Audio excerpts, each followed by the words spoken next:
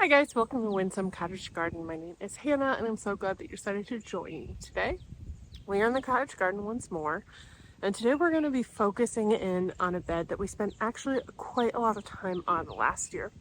It's a very breezy day, so I'm going to try and clean that up in editing, but I apologize if the audio is degraded in any way because of that. We get a lot of breezy days here and you got to make do and garden while the sun is shining. So today we're focusing in on the Miss Kim lilac bed.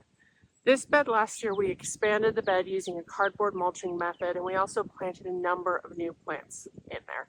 We also earlier this spring planted some dahlias which are up. I think one of them has a bloom and others are starting, but I've noticed it needs a little bit of maintenance. It's got some weeds we have to control, and we're finally going to do our cutback on the Miss Kim lilacs. This lilac hedge originally had been planted more in a clump. They got a lot larger than we had anticipated them getting, and they're a little leggy. So we're starting out probably a 3 to 4 year plan to get these shapes looking a little bit better. We're going to be cutting out some of the older growth as well as cutting back the canopy a bit to encourage some new basal growth and get rid of some of that leggy appearances. So let me give you a quick walk around and show you some things that are looking quite good that we added last year, so you have an idea of what the space looks like before we get to work. Okay, so you can see that it's looking pretty good in general. These are some echinacea we planted last year. I do know whatever this is and this is the same, and this guy is a little bit different because I hadn't realized I picked up two different kinds. But they're just beginning to bloom, which is really pretty. We're hoping eventually we have like a really nice clump here. I've got some daffodils I can cut back. You can already see some of the grass. And the penstemon I think could probably be cut back as well. But this is where my dad is actually going to be spending a good chunk of time, is focusing in on this. So we'll talk through the process a little bit and then show you what we do.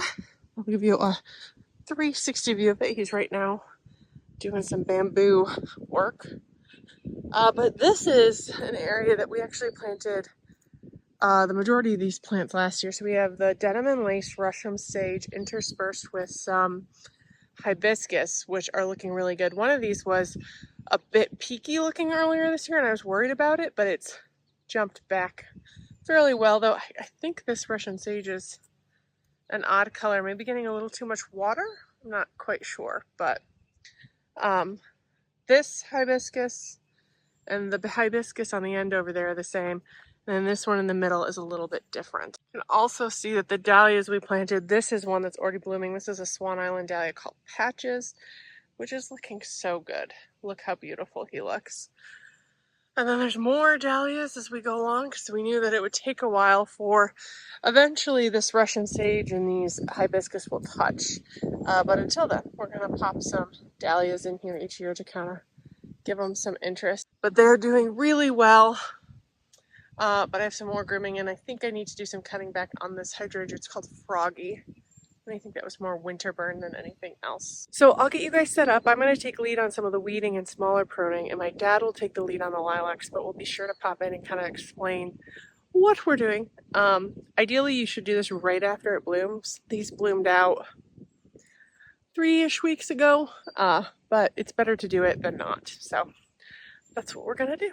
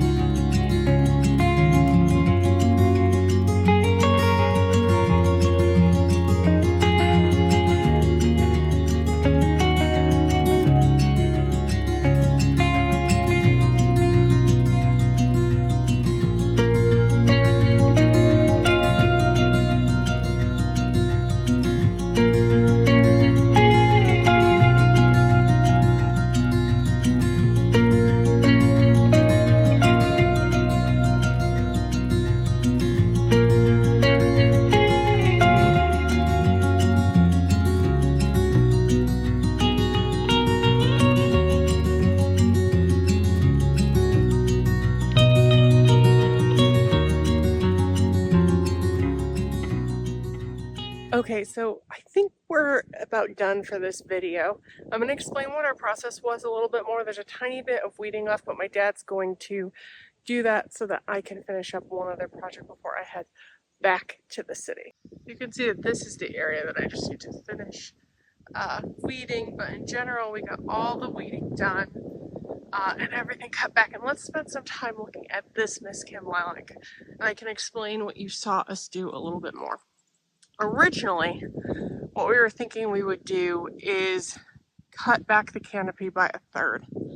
We were looking at it and we realized that would take off basically all the leaves and just leave sticks. So instead what we did was cut back about 20%, 25% of the branches all the way to the ground in the hopes that that would inspire some additional basal growth. And we also came through and took the canopy back by like about a foot. So some places we brought it back where it was just spindly growth right at the beginning. We'd bring it back to a point a little further down that had some growth that we would, chop it off there. And this is the worst side. In general, I think the airflow in there is a lot better and there's more sunlight and space for additional growth to take place. So we're hopeful that that will help it create a better shape over time.